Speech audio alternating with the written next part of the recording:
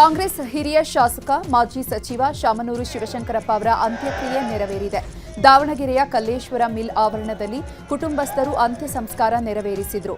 ಸರ್ಕಾರಿ ಗೌರವಗಳೊಂದಿಗೆ ವೀರಶೈವ ಲಿಂಗಾಯತ ಸಂಪ್ರದಾಯದಂತೆ ಅಂತ್ಯಕ್ರಿಯೆ ನೆರವೇರಿದೆ. ಮಣ್ಣು ಹಾಕದೆ ಕ್ರಿಯಾ ಸಮಾಧಿಯಲ್ಲಿ ವಿಭೂತಿಗಳನ್ನು ಬಳಸಿ ಅಂತ್ಯಕ್ರಿಯೆ ಮಾಡಲಾಯಿತು.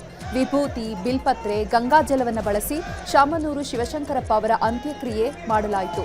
ಪುತ್ರ ಎಸ್ಎಸ್ ಮಲ್ಲಿಕಾರ್ಜುನ್ ಅಂತಿಮ ವಿಧಿವಿಧಾನ ನೆರವೇರಿಸಿದರು. ಪಂಚಪೀಠದ ಜಗದ್ಗುರುಗಳ ಸಮ್ಮುಖದಲ್ಲಿ ವಿಧಿವಿಧಾನ ನಡೆಯಿತು.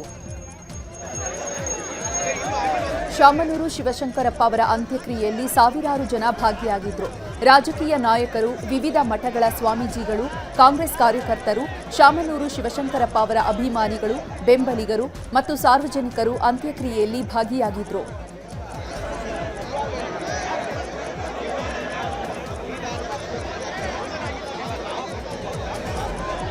ಇನ್ನು ಶಾಮನೂರು ಶಿವಶಂಕರಪ್ಪ ಅವರ ಕೈಲಾಸ ಶಿವಗಣಾರಾಧನೆಯನ್ನ ಡಿಸೆಂಬರ್ 26ರಂದು ಆಯೋಜಿಸಲಾಗಿದೆ.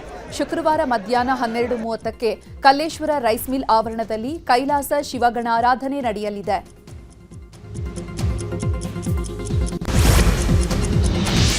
ಇನ್ನು ಶಾಮನೂರು ಶಿವಶಂಕರಪ್ಪ ಅಂತ್ಯ ಸಂಸ್ಕಾರದಲ್ಲಿ ಗಣ್ಯಾತಿಗಣ್ಯರು ಭಾಗಿಯಾಗಿದ್ದರು. CM Siddaramaiah, DCM DK Shivakumar, Basavaraj Horatti, Saleem Ahmed, N Ravikumar, Basavaraj Rayareddy, Prakash Koliwad, MB Patil, Vijayananda Kashappanavar, Eshwar Khandre, ಶಾಸಕಿ ಕರೆಮಜ್ಜಿ ನಾಯಕ್, ಬಿವೈ ವಿಜೇಂದ್ರ, ಜಮೀರ್ ಅಹಮದ್ ಅಂತ್ಯಕ್ರಿಯೆಯಲ್ಲಿ ಭಾಗಿಯಾಗಿದ್ದರು. ಸಾರ್ವಜನಿಕರು ಅಂತ್ಯಕ್ರಿಯೆ ನೋಡೋಕೆ ವ್ಯವಸ್ಥೆ ಮಾಡಲಾಗಿತ್ತು.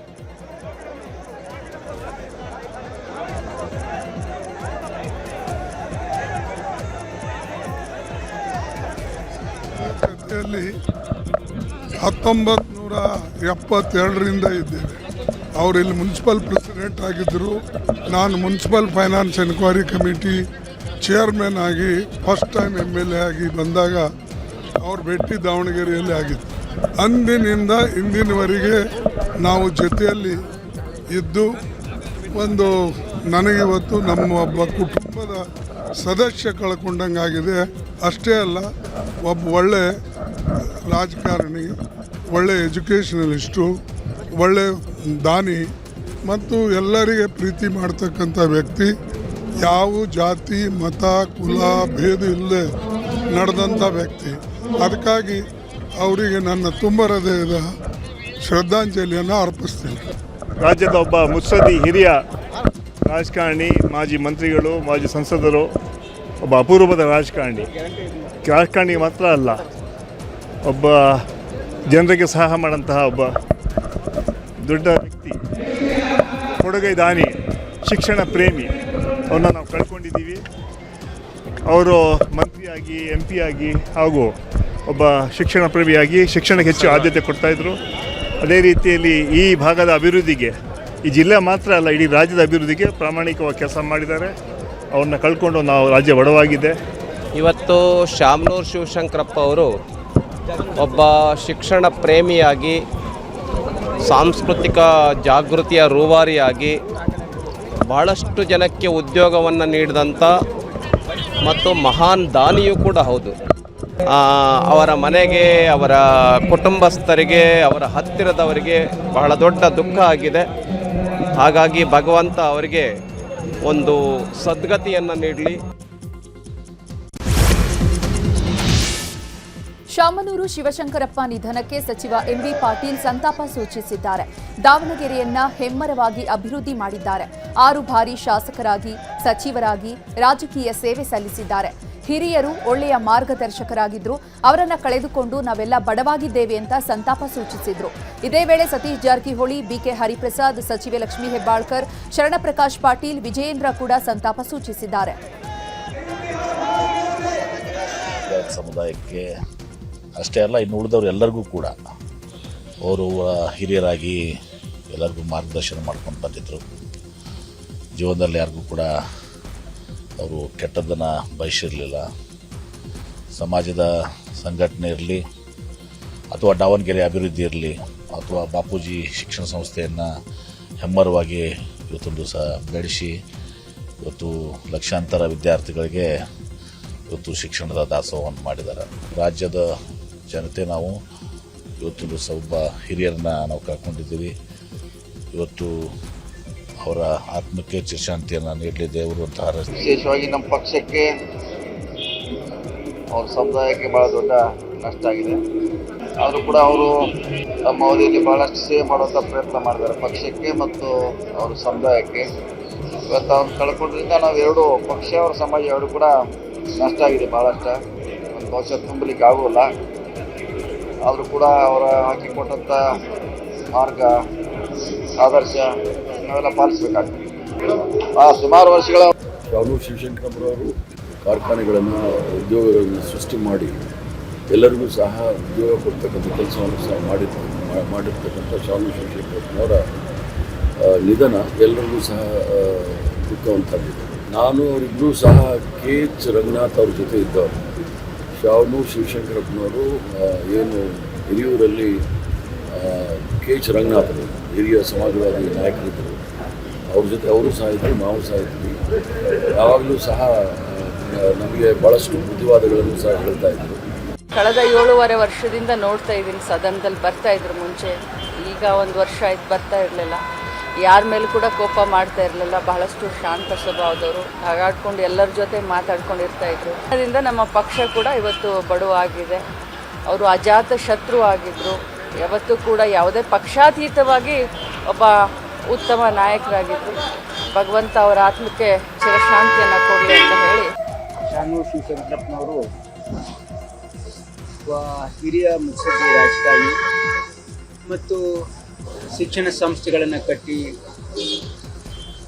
ಸಮಾಜ ಸೇವೆಯನ್ನು ಮಾಡಿದವರು ಮತ್ತು ಎಲ್ಲರೂ ಕೂಡ ವೀರಶೈವ ಮಹಾಸಭೆಯಲ್ಲಿ ರಾಷ್ಟ್ರೀಯ ಅಧ್ಯಕ್ಷರಾಗಿ ನಮ್ಮ ಸಮಾಜಕ್ಕೆ ಒಂದು ದೊಡ್ಡ ಶಕ್ತಿಯಾಗಿರ್ತಕ್ಕಂಥವ್ರನ್ನ ಕಳ್ಕೊಂಡು ನಮ್ಮ ಸಮಾಜ ಅನಾಥ ಪ್ರಜ್ಞೆಯನ್ನು ಅನುಭವಿಸ್ತಾ ಇದೆ. ಜೊತೆಗೆ ಅವರೊಬ್ಬ ಕಾಂಗ್ರೆಸ್ ಪಕ್ಷದ ಒಬ್ಬ ನಿಷ್ಠಾವಂತ ನಾಯಕರು. ಅವರನ್ನು ಕಳೆದುಕೊಂಡು ಇವತ್ತು ಪಕ್ಷಕ್ಕೂ ಕೂಡ ಭಾಳ ನಮಗೆ ಇಷ್ಟ ಆಗಿದೆ ಮತ್ತು ಸಮಾಜಕ್ಕೂ ಕೂಡ ಒಬ್ಬ ಮುತ್ಸದ್ದಿ ರಾಜಕಾರಣಿಯನ್ನು ಕಳ್ಕೊಂಡಿರ್ತಕ್ಕಂಥ ಅನಾಥಪ್ರಜ್ಞೆ. ಹಾಗಾಗಿ ಇವತ್ತು ಅವರನ್ನು ಕಳ್ಕೊಂಡಿದ್ದೀವಿ, ನಮಗೆ ದುಃಖದಲ್ಲಿದ್ದೀವಿ. ಅವರ ಆತ್ಮಕ್ಕೆ ಭಗವಂತ ಶಾಂತಿ ಕೊಟ್ಟು. ರಾಜ್ಯದ ಒಬ್ಬ ಹಿರಿಯ ರಾಜಕಾರಣಿ, ಒಬ್ಬ ಮುತ್ಸದ್ದಿ ರಾಜಕಾರಣಿ, ಅಖಿಲ ಭಾರತೀಯ ವೀರಶೈವ ಲಿಂಗಾಯತ ಮಹಾಸಭಾದ ರಾಷ್ಟ್ರೀಯ ಅಧ್ಯಕ್ಷರು, ಅಜಾತ ಶತ್ರು ಎಂದೇ ಕರೆಯಲ್ಪಡುವ ಹಿರಿಯರಾಗಿರುವಂತಹ ಶಾಮನೂರು ಶಿವಶಂಕರಪ್ಪನವರು ನಮ್ಮಿಂದ ಇವತ್ತು ಅಗಲಿದ್ದಾರೆ. ಅವರ ಈ ಅಗಲಿಕೆ ಈ ನಾಡಿಗೆ ಹಾಗೂ ವಿಶೇಷವಾಗಿ ವೀರಶೈವ ಲಿಂಗಾಯತ ಸಮಾಜಕ್ಕೆ ಒಂದು ತುಂಬಲಾರದಂಥ ಒಂದು ನಷ್ಟ ಆಗಿರುವಂಥದ್ದು. ಶಾಮನೂರು ಶಿವಶಂಕರಪ್ಪನವರು ರಾಜಕೀಯ ಕ್ಷೇತ್ರದ ಜೊತೆಗೆ ಶಿಕ್ಷಣ ಕ್ಷೇತ್ರದಲ್ಲಿ ಯಾವ ರೀತಿ ತಮ್ಮ ಸೇವೆಯನ್ನು ಸಲ್ಲಿಸಿದ್ದಾರೆ, ಮತ್ತು ವೀರಶೈವ ಲಿಂಗಾಯತ ಸಮಾಜವನ್ನು ಗಟ್ಟಿಗೊಳಿಸುವ ನಿಟ್ಟಿನಲ್ಲಿ ಯಾವ ರೀತಿ ಅವರ ಕೊಡುಗೆ ಇದೆ ಅನ್ನುವುದು ಇಡೀ ರಾಜ್ಯದ ಜನತೆ ಗೊತ್ತಿದೆ. ವೀರಶೈವ ಲಿಂಗಾಯತ ಪ್ರತ್ಯೇಕ ಧರ್ಮ ಎಂಬ ಕೂಗು ಬಂದಾಗಲೂ ಸಹ ಪಕ್ಷವನ್ನು ಮರೆತು ಸಮಾಜವನ್ನು ಒಗ್ಗೂಡಿಸುವಂಥ ಕೆಲಸ ಅವರ ನೇತೃತ್ವದಲ್ಲಿ ಆಗಿರುವಂಥದ್ದು.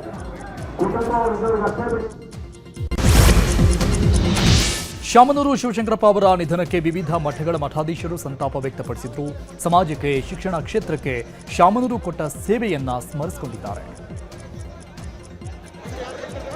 ಜೊತೆಗೆ ಅವರು ನಮ್ಮ ನಾಡಿಗೆ ಅದ್ಭುತವಾದ ಕೊಡುಗೆಯನ್ನು ಕೊಟ್ಟಿದ್ದಾರೆ. ಶಾಸಕರಾಗಿ, ಸಂಸದರಾಗಿ, ಮಂತ್ರಿಗಳಾಗಿ ಕೆಲಸವನ್ನು ಮಾಡಿದ್ದಾರೆ. ಜೊತೆಗೆ ಅವರು ರಾಜಕಾರಣಿ ಅಷ್ಟೇ ಅಲ್ಲ, ಒಬ್ಬ ಶಿಕ್ಷಣ ಮುತ್ಸದ್ದಿಯೂ ಆಗಿದ್ದಂತಹ ಅವರು. ಅದರಲ್ಲಿ ಕೂಡ ಮಧ್ಯ ಕರ್ನಾಟಕ ಅನ್ನಿಸ್ಕೊಳ್ಳುವಂಥ ದಾವಣಗೆರೆಯ ಸಮಗ್ರ ಅಭಿವೃದ್ಧಿಗೆ ಭಾಳಷ್ಟು ಹೋರಾಟವನ್ನು ಮಾಡಿ ಕೆಲಸವನ್ನು ಮಾಡಿದಂಥ ಕೀರ್ತಿ ಶಾಮನೂರು ಶಿವಶಂಕರಪ್ಪನವರಿಗೆ ಇರುವಂಥ. ಶಾಮನೂರು ಶಿವಶಂಕರಪ್ಪರನ್ನ ನೆನೆದು ಕುಟುಂಬಸ್ಥರು ಕಣ್ಣೀರಿಟ್ಟಿದ್ದಾರೆ. ಅಂತಿಮ ಯಾತ್ರೆಯ ವೇಳೆ ಮನೆಯ ಬಾಲ್ಕನಿ ಮೇಲೆ ನಿಂತು ಮೊಮ್ಮಕ್ಕಳು, ಮರಿ ಮೊಮ್ಮಕ್ಕಳು ಕಣ್ಣೀರು ಹಾಕಿದ್ದಾರೆ. ಶಾಮನೂರು ಶಿವಶಂಕರಪ್ಪ ನಿಧನ ಹಿನ್ನೆಲೆಯಲ್ಲಿ ವಿಧಾನಸಭೆ ಕಲಾಪದಲ್ಲಿ 1 ನಿಮಿಷಗಳ ಕಾಲ ಮೌನಾಚರಣೆ ಮಾಡಿ ಸಂತಾಪ ಸೂಚನೆ ಮಾಡಲಾಯಿತು. ಬಳಿಕ ಕಲಾಪದಲ್ಲಿ ಮಾತನಾಡಿದ ಸಿಎಂ ಸಿದ್ದರಾಮಯ್ಯ, ಶಾಮನೂರು ಅವರು ಅಜಾತಶತ್ರು ಅಂತ ಕರೆಯಬಹುದಾದ ವ್ಯಕ್ತಿ. ಕೋವಿಡ್ ಸಮಯದಲ್ಲಿ ಸಾಕಷ್ಟು ಸಹಾಯ ಮಾಡಿದ್ದಾರೆ. 10-15 ದಿನದ ಹಿಂದಷ್ಟೇ ನಾನು ಆಸ್ಪತ್ರೆಗೆ ಹೋಗಿ ಆರೋಗ್ಯ ವಿಚಾರಿಸಿದೆ. ಅವಾಗಲೇ ಅವರಿಗೆ ಮಾತನಾಡೋಕೆ ಆಗ್ತಾ ಇರಲಿಲ್ಲ. ಈ ದುಃಖ ಭರಿಸುವ ಶಕ್ತಿಯನ್ನ ಆ ದೇವರು ಅವರ ಕುಟುಂಬಕ್ಕೆ ಕೊಡ್ಲಿ ಅಂತ ಸಂತಾಪ ಸೂಚನೆ ಕೊಟ್ಟರು. ಇನ್ನು ಇದೇ ವೇಳೆ ವಿಪಕ್ಷ ನಾಯಕ ಅಶೋಕ್ ಕೂಡ ಸದನದಲ್ಲಿ ಸಂತಾಪ ಸೂಚಿಸಿದ್ದಾರೆ. ಅವರೆಲ್ಲರಿಗೂ ಮೊದಲಿಂದಾನೇ ಹೇಳ್ತಾ ಇದ್ರು, ನಾನು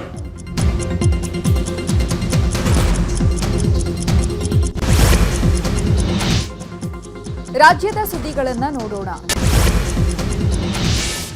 ಓವರ್ಟೇಕ್ ಮಾಡಲು ಹೋಗಿ ಬಿಎಂಟಿಸಿ ನಿಯಂತ್ರಣ ತಪ್ಪಿ ಕಾಂಪೌಂಡ್ಗೆ ಗುದ್ದಿದೆ. ಬೆಂಗಳೂರಿನ ಸದಾಶಿವನಗರದ ಕಾವೇರಿ ಜಂಕ್ಷನ್ನಲ್ಲಿ ಈ ಘಟನೆ ನಡೆದಿದೆ. ರೈಟ್ ಸೈಡ್ ಹೋಗ್ತಾ ಇದ್ದ ಬಸ್ ದಿಢೀರ್ ಅಂತ ಲೆಫ್ಟ್ಗೆ ಟರ್ನ್ ಮಾಡಿದೆ. ಈ ವೇಳೆ ಇನ್ನೊಂದು ಬಿಎಂಟಿಸಿ ಚಾಲಕನ ಸಮಯ ಪ್ರಜ್ಞೆಯಿಂದ ಅನಾಹುತ ತಪ್ಪಿದ್ದು ಬಿಎಂಟಿಸಿ ಬಸ್ಗಳ ನಡುವೆ ನಡೆದಂತಹ ಅಪಘಾತ ತಪ್ಪಿದೆ. ಚಾಲಕನ ಬೇಜವಾಬ್ದಾರಿ ಚಾಲನೆಯ ದೃಶ್ಯ ಸಿಸಿಟಿವಿಯಲ್ಲಿ ಸೆರೆಯಾಗಿದೆ.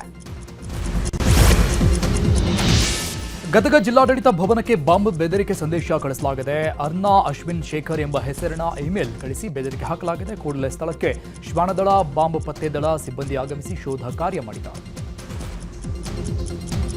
ಇನ್ನು ಮಂಗಳೂರು ಆರ್ಟಿಒ ಕಚೇರಿಗೂ ಬಾಂಬ್ ಬೆದರಿಕೆ ಹಾಕಲಾಗಿದೆ. ಕಚೇರಿಯ ಅಧಿಕೃತ ಮೇಲ್ಗೆ ಬಾಂಬ್ ಬೆದರಿಕೆ ಮೇಲ್ ಕಳಿಸಲಾಗಿದೆ. 5 ಕಡೆ ಬಾಂಬ್ ಇಡುವುದಾಗಿ ಕಿಡಿಗೇಡಿಗಳು ಮೇಲ್ ಮಾಡಿದ್ದಾರೆ. ಪರಪ್ಪನ ಅಗ್ರಹಾರ ಜೈಲಿಗೆ ಡಿಜಿಪಿ ಅಲೋಕ್ ಕುಮಾರ್ ಭೇಟಿಯನ್ನು ನೀಡಿದ್ದಾರೆ. ಬಂಧಿಖಾನೆ ಡಿಜಿಪಿಯಾಗಿ ನೇಮಕವಾದ ಬಳಿಕ ಮೊದಲ ಬಾರಿಗೆ ಜೈಲಿಗೆ ಭೇಟಿ ನೀಡಿದ್ದು ಜೈಲಿನ ಚೆಕ್ಪೋಸ್ಟ್ ಬಳಿ ಸಿಬ್ಬಂದಿಯಿಂದ ಮಾಹಿತಿಯನ್ನು ಪಡೆದುಕೊಂಡಿದ್ದಾರೆ. ಬಳಿಕ ಜೈಲಿನ ಸುತ್ತ ಅಧಿಕಾರಿಗಳ ಜೊತೆ ರೌಂಡ್ಸ್ ಹಾಕಿದ್ದಾರೆ. ವಾಹನಗಳ ಪಾರ್ಕಿಂಗ್ ಅವ್ಯವಸ್ಥೆ ಬಗ್ಗೆ ಜೈಲಾಧಿಕಾರಿಗಳಿಗೆ ಕ್ಲಾಸ್ ತೆಗೆದುಕೊಂಡಿದ್ದಾರೆ. ಇದೇ ವೇಳೆ ಕೊಲೆ ಆರೋಪಿ ನಟ ದರ್ಶನ್ ಬ್ಯಾರಾಕ್ಗೆ ಭೇಟಿ ಕೊಟ್ಟು ದರ್ಶನ್ ಅವರನ್ನ ಅಲೋಕ್ ಕುಮಾರ್ ಮಾತನಾಡಿಸಿದ್ದಾರೆ. 6 ಮಂದಿ ಬ್ಯಾರಾಕ್ನಲ್ಲಿದ್ದು ಆರಾಮಾಗಿದ್ದಾರೆ ಅಂತ ಅಲೋಕ್ ಕುಮಾರ್ ಹೇಳಿದ್ದಾರೆ. ಮೊಟ್ಟೆಯಲ್ಲಿ ಕ್ಯಾನ್ಸರ್ ಕಾರಕ ಅಂಶ ಪತ್ತೆ ಚರ್ಚೆ ಹಿನ್ನೆಲೆಯಲ್ಲಿ ಆಹಾರ ಹಾಗೂ ಗುಣಮಟ್ಟ ಇಲಾಖೆ ಅಲರ್ಟ್ ಆಗಿದೆ. ಸಿಲಿಕಾನ್ ಸಿಟಿ, ಬೆಂಗಳೂರು ಸೇರಿದಂತೆ ರಾಜ್ಯದ 200ಕ್ಕೂ ಹೆಚ್ಚು ಕಡೆಯಿಂದ ಮೊಟ್ಟೆ ಸ್ಯಾಂಪಲ್ಸ್ನ ಸಂಗ್ರಹ ಮಾಡಲಾಗಿದೆ. ಬೆಂಗಳೂರಲ್ಲಿ 50 ಕಡೆ ಸ್ಯಾಂಪಲ್ಸ್ ಸಂಗ್ರಹ ಮಾಡಿದ್ದು ಸೂಪರ್ ಮಾರ್ಕೆಟ್, ಮಾರುಕಟ್ಟೆಗಳಲ್ಲಿ ಮೊಟ್ಟೆ ಸ್ಯಾಂಪಲ್ಸ್ ಸಂಗ್ರಹ ಮಾಡಲಾಗಿದೆ. ಮೊಟ್ಟೆ ಸ್ಯಾಂಪಲ್ಸ್ ಪಡೆದು ಲ್ಯಾಬ್ ಟೆಸ್ಟ್ಗೆ ಆಹಾರ ಇಲಾಖೆ ಕಳಿಸಿದೆ. ಮುಂದಿನ ವಾರದಲ್ಲಿ ಮೊಟ್ಟೆಗಳ ವರದಿ ಆರೋಗ್ಯ ಇಲಾಖೆಯ ಕೈ ಸೇರುವ ಸಾಧ್ಯತೆ ಇದೆ. ಇನ್ನು ಮೊಟ್ಟೆಯಲ್ಲಿ ಕ್ಯಾನ್ಸರ್ ಕಾರಕ ಅಂಶದ ವಿಚಾರದ ಬಗ್ಗೆ ಬೆಳಗಾವಿಯಲ್ಲಿ ಮಾತನಾಡಿದ ಸಚಿವ ದಿನೇಶ್ ಗುಂಡೂರಾವ್, ಎಗಾಸ್ ಕಂಪನಿಯ ಮೊಟ್ಟೆಯಲ್ಲಿ ಉಪಯೋಗ ಮಾಡಬಾರದ ಆಂಟಿಬಯೋಟಿಕ್ ಮಾಹಿತಿ ಬಂದಿತ್ತು. ಇದರ ಸ್ಪಷ್ಟತೆ ಬಗ್ಗೆ ತಿಳಿದುಕೊಳ್ಳಲು ಇಲಾಖೆಯವರಿಗೆ ಸೂಚಿಸಿದ್ದಾರೆ. ಈಗಾಗಲೇ ಸ್ಯಾಂಪಲ್ಗಳನ್ನು ತೆಗೆದುಕೊಳ್ಳಲಾಗಿದೆ. ಎಗಾಸ್ ಕಂಪನಿಯ ಸ್ಯಾಂಪಲ್ಗಳನ್ನು ತೆಗೆದುಕೊಂಡಿದ್ದಾರೆ. ಟೆಸ್ಟ್ ಮಾಡಿದ ಬಳಿಕ ವರದಿ ಬಗ್ಗೆ ಹೇಳ್ತೇನೆ. ಇದರಲ್ಲಿ ಆತಂಕ ಪಡೋದು ಬೇಡ ಅಂತ ಹೇಳಿದ್ದಾರೆ. ನ್ಯೂ ಇಯರ್ ಸೆಲೆಬ್ರೇಷನ್ಗೆ ಕೆಲವೇ ದಿನಗಳು ಬಾಕಿ ಇದೆ. ಹೀಗಾಗಿ ಬೆಂಗಳೂರಲ್ಲಿ ಪೊಲೀಸ್ ಇಲಾಖೆ ಸುರಕ್ಷತೆ ಮತ್ತು ಭದ್ರತಾ ವ್ಯವಸ್ಥೆಗೆ ವಿಭಿನ್ನವಾದ ಪ್ರಯತ್ನ ಮಾಡಿದೆ. ಸೆಲೆಬ್ರೇಷನ್ ಮಾಡುವ ಪ್ರಮುಖ ರಸ್ತೆಗಳಲ್ಲಿ ಡ್ರೋನ್ ಮೂಲಕ ನಿಗಾ ವಹಿಸಲು ಮುಂದಾಗಿದೆ. ಜನಜಂಗುಳಿ ಪ್ರದೇಶದಲ್ಲಿ ಡ್ರೋನ್ ಬಳಕೆ ಮಾಡಲಾಗ್ತಾ ಇದೆ. ರಾತ್ರಿ ಸೆಲೆಬ್ರೇಷನ್ ವೇಳೆ ಪೊಲೀಸರ ಜೊತೆ ಡ್ರೋನ್ ಕಣ್ಗಾವಲಿರಲಿದೆ. ಕಲ್ಲು ಗಣಿಗಾರಿಕೆ ವಿರುದ್ಧ ಗ್ರಾಮಸ್ಥರು ರೊಚ್ಚಿಗೆದ್ದು ತಹಶೀಲ್ದಾರ್ ಕಚೇರಿಗೆ ಮುತ್ತಿಗೆ ಹಾಕಿದ ಘಟನೆ ತುಮಕೂರಿನ ಕುಣಿಗಲ್ನಲ್ಲಿ ನಡೆದಿದೆ. ಏತಾಪುರ ಗ್ರಾಮದ ಸರ್ವೆ ನಂಬರ್ 52ರಲ್ಲಿ ಕಲ್ಲು ಗಣಿಗಾರಿಕೆಗೆ ತಾಲೂಕು ಆಡಳಿತ ಅನುಮತಿ ನೀಡಿದೆ ಅಂತ ಆರೋಪಿಸಲಾಗಿದೆ. ರಾತ್ರೋರಾತ್ರಿ ಗ್ರಾಮದಲ್ಲಿ ಸರ್ವೆ ಮಾಡಿದ ಅಧಿಕಾರಿಗಳ ವಿರುದ್ಧ ಗ್ರಾಮಸ್ಥರು ಸಿಡಿದೆದ್ದಿದ್ದು ನೂರಾರು ಮಂದಿ ರೈತರು ಹಾಗೂ ಗ್ರಾಮಸ್ಥರು ತಾಲೂಕು ಕಚೇರಿಗೆ ಮುತ್ತಿಗೆ ಹಾಕಿ ಆಕ್ರೋಶ ವ್ಯಕ್ತಪಡಿಸಿದ್ದಾರೆ. ಸರಿಯಾದ ರಸ್ತೆ, ಚರಂಡಿ ವ್ಯವಸ್ಥೆ ಇಲ್ಲದೆ ಭಾರೀ ಸಮಸ್ಯೆ ಉಂಟಾಗಿದೆ. ಬೀದರ್ನ ಬಸವ ಕಲ್ಯಾಣ ನಗರದ ತಾಜ್ ಕಾಲೋನಿಯಲ್ಲಿ ಸಮಸ್ಯೆ ಉಂಟಾಗಿರುವಂಥದ್ದು. 20 ವರ್ಷದಿಂದ ರಸ್ತೆ, ಚರಂಡಿ ನಿರ್ಮಿಸದೆ ನಗರಸಭೆ ಅಧಿಕಾರಿಗಳು ನಿರ್ಲಕ್ಷ್ಯ ವಹಿಸಿದ್ದಾರಂತೆ. ಸರಿಯಾದ ವ್ಯವಸ್ಥೆ ಇಲ್ಲದ ಕಾರಣ ಗಲೀಜು ನೀರು ರಸ್ತೆ ಮೇಲೆ ಹರಿದು ದುರ್ವಾಸನೆ ಬೀರ್ತಾ ಇದೆ. ಮಕ್ಕಳಿಗೆ, ವೃದ್ಧರಿಗೆ ಓಡಾಡಲು ಸಮಸ್ಯೆ ಆಗ್ತಾ ಇದೆ. ಕಚ್ಚಾ ರಸ್ತೆ ಇರೋದ್ರಿಂದ ವಿಪರೀತ ಧೂಳು ಬರ್ತಾ ಇದೆ. ಶಾಸಕರು ನಗರಸಭೆಗೆ ಹಲವು ಬಾರಿ ಮನವಿ ಮಾಡಿದ್ರೂ ಪ್ರಯೋಜನ ಆಗಿಲ್ಲ ಅಂತ ಚರಂಡಿ ನೀರಿನಿಂದ ಸಾಂಕ್ರಾಮಿಕ ರೋಗ ಹರಡುವ ಭೀತಿ ಎದುರಾಗಿದೆ. ಕೂಡಲೇ ರಸ್ತೆ ಸರಿಪಡಿಸಿ ಅಂತ ಸ್ಥಳೀಯರು ಮನವಿ ಮಾಡಿಕೊಂಡಿದ್ದಾರೆ. ಇತಿಹಾಸ ಪ್ರಸಿದ್ಧ ದೊಡ್ಡಬಳ್ಳಾಪುರದ ಘಾಟಿ ಸುಬ್ರಹ್ಮಣ್ಯ ಕ್ಷೇತ್ರದಲ್ಲಿ ಐತಿಹಾಸಿಕ ರಾಸುಗಳ ಜಾತ್ರೆ ಕಳೆಗಟ್ಟಿದೆ. ಲಕ್ಷಾಂತರ ಸಂಖ್ಯೆಯಲ್ಲಿ ದನಗಳು ಘಾಟಿ ದೇಗುಲದ ಬಳಿ ಆಗಮಿಸಿದೆ. ಸುಮಾರು 8 ದಿನಗಳ ಕಾಲ ಘಾಟಿ ಸುಬ್ರಹ್ಮಣ್ಯ ದೇಗುಲದ ಬಳಿ ರಾಸುಗಳ ಜಾತ್ರೆ ನಡೆಯುತ್ತೆ. ಟೆಂಟ್ ಮತ್ತು ಚಪ್ಪರಗಳನ್ನು ಹಾಕಿ ರಾಸುಗಳನ್ನು ರೈತರು ಪ್ರದರ್ಶನಕ್ಕೆ ಇಟ್ಟಿದ್ದಾರೆ. ಮಂಡ್ಯ, ರಾಮನಗರ, ಬಳ್ಳಾರಿ, ಹುಬ್ಬಳ್ಳಿ ಸೇರಿದಂತೆ ವಿವಿಧೆಡೆಯಿಂದ ರೈತರು ಆಗಮಿಸಿದ್ದಾರೆ. 1 ಲಕ್ಷದಿಂದ 16 ಲಕ್ಷ ಮೌಲ್ಯದ ಹಳ್ಳಿ ಕಾರ್ ಜೋಡೆತ್ತುಗಳು ಎಲ್ಲರ ಗಮನ ಸೆಳೆಯುತ್ತಿವೆ. ಅಕ್ರಮ ಕಲ್ಲು ಗಣಿಗಾರಿಕೆ ಕ್ವಾರಿಯಲ್ಲಿ ಭೂಮಿ ಕುಸಿದು ವ್ಯಕ್ತಿ ಸಾವನ್ನಪ್ಪಿರುವಂತಹ ಘಟನೆ ಬಾಗಲಕೋಟೆಯ ಚಿನಗುಂಡಿ ಗ್ರಾಮದ ಅರಣ್ಯ ಪ್ರದೇಶದಲ್ಲಿ ನಡೆದಿದೆ. ಅರಣ್ಯ ಇಲಾಖೆಗೆ ಸಂಬಂಧಿಸಿದ ಗುಡ್ಡದಲ್ಲಿ ಅಕ್ರಮ ಕಲ್ಲು ಗಣಿಗಾರಿಕೆ ಮಾಡಲಾಗ್ತಾ ಇತ್ತು. ಈ ವೇಳೆ ಕಲ್ಲು ತುಂಬುವಾಗ ಭೂಮಿ ಕುಸಿದು ಹನುಮಂತ ಮೃತಪಟ್ಟಿದ್ದಾರೆ. ಸ್ಥಳಕ್ಕೆ ಜಮಖಂಡಿ ಸಿಪಿಐ ಭೇಟಿ ನೀಡಿ ಪರಿಶೀಲನೆ ನಡೆಸಿದ್ದಾರೆ. ಅನ್ಯ ಜಾತಿಯ ಯುವತಿಯನ್ನ ಪ್ರೀತಿ ಮಾಡಿದ ಯುವಕನ ತಾಯಿ ಮೇಲೆ ಪೊಲೀಸರು ಹಲ್ಲೆ ನಡೆಸಿದ್ದಾರೆ ಎನ್ನುವ ಆರೋಪ ಕೇಳಿಬಂದಿದೆ. ಹುಬ್ಬಳ್ಳಿಯ ಕುಂದಗೋಳ ಪೊಲೀಸರು ಲಕ್ಷ್ಮವ್ವಗೆ ಹಿಗ್ಗಾಮುಗ್ಗ ಥಳಿಸಿದ್ದಾರೆ ಎನ್ನಲಾಗಿದೆ. ಮುಳ್ಳಳ್ಳಿ ಗ್ರಾಮದ ದೇವರಾಜ್ ತನ್ನ ಎದುರು ಮನೆ ಯುವತಿಯನ್ನ ಪ್ರೀತಿಸಿ ವಿವಾಹ ಆಗಿದ್ದ. ಈ ಬಗ್ಗೆ ಯುವತಿ ಮನೆಯವರು ಕುಂದಗೋಳ ಠಾಣೆಯಲ್ಲಿ ದೂರು ಕೊಟ್ಟಿದ್ದು, ದೂರಿನ ಹಿನ್ನೆಲೆಯಲ್ಲಿ ದೇವರಾಜ್ ತಾಯಿ ಲಕ್ಷ್ಮವ್ವರನ್ನ ಕರೆಸಿದ ಪೊಲೀಸರು ಠಾಣೆಯಲ್ಲಿ ಕೂಡಿ ಹಾಕಿ ಬೆಲ್ಟ್ನಿಂದ ಮನಸೋ ಇಚ್ಛೆ ಥಳಿಸಿದ್ದಾರೆ ಅಂತ ಆರೋಪಿಸಲಾಗಿದೆ. ಇಷ್ಟೇ ಅಲ್ಲದೆ ಮಹಿಳೆ ಬಳಿಯಿದ್ದ 20,000 ನಗದು, 27 ಗ್ರಾಂ ಚಿನ್ನದ ಸರ, ಕಿವಿಯೋಲೆ ಕಿತ್ಕೊಂಡಿದ್ದಾರೆ ಅಂತ ಲಕ್ಷ್ಮವ್ವ ಆರೋಪ ಮಾಡಿದ್ದಾರೆ. ದೇಶದ ಸುದ್ದಿಗಳನ್ನ ನೋಡೋಣ. ರಾಷ್ಟ್ರ ರಾಜಧಾನಿ ದೆಹಲಿಯಲ್ಲಿ ದಟ್ಟವಾದ ಮಂಜು ಆವೃತವಾಗಿದ್ದು ಗಾಳಿಯ ಗುಣಮಟ್ಟ ತೀವ್ರ ಹದಗೆಟ್ಟು ಹೋಗಿದೆ. ದಟ್ಟ ಮಂಜು ಕಾರಣಕ್ಕೆ 170 ವಿಮಾನಗಳು ರದ್ದಾಗಿದ್ದು ರೈಲುಗಳು ಗಂಟೆಗಟ್ಟಲೆ ತಡವಾಗಿ ಸಂಚಾರ ಮಾಡ್ತಾ ಇವೆ. ಜಹಾಂಗೀರ್ಪುರಿ ಅತ್ಯಂತ ಕಲುಷಿತ ಪ್ರದೇಶವಾಗಿ ಹೊರಹೊಮ್ಮಿದ್ದು AQI 498 ದಾಖಲಾಗಿದೆ.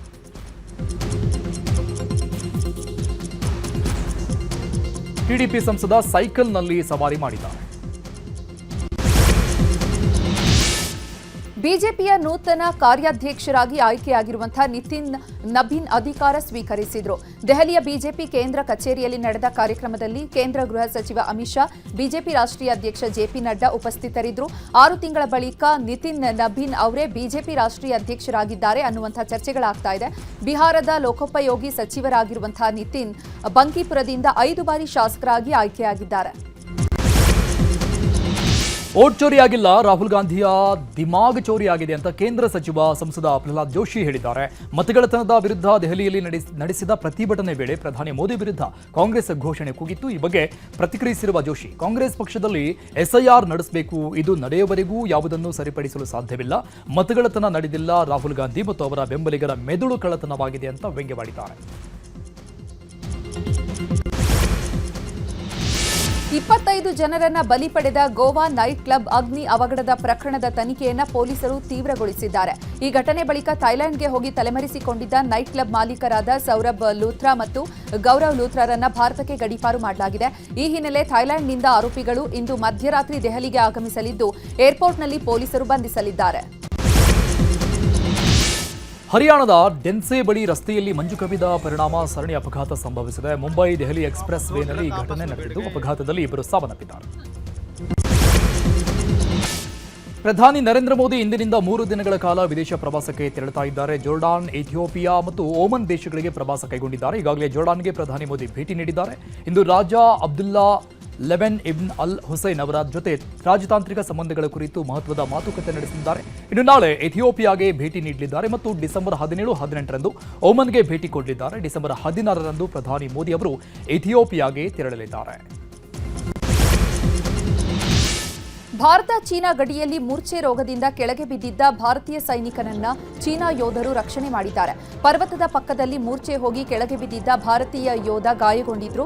ಯೋಧನನ್ನ ಗಮನಿಸಿದಂತಹ ಚೀನಾ ಯೋಧರು ಕೂಡಲೇ ಸ್ಥಳಕ್ಕೆ ತೆರಳಿ ಆಸ್ಪತ್ರೆಗೆ ಸಾಗಿಸಿ ಚಿಕಿತ್ಸೆ ಕೊಡಿಸಿದ್ದಾರೆ. ಆದರೆ ಭಾರತೀಯ ಸೇನೆ ಈ ಬಗ್ಗೆ ಯಾವುದೇ ಸ್ಪಷ್ಟನೆ ಕೊಟ್ಟಿಲ್ಲ.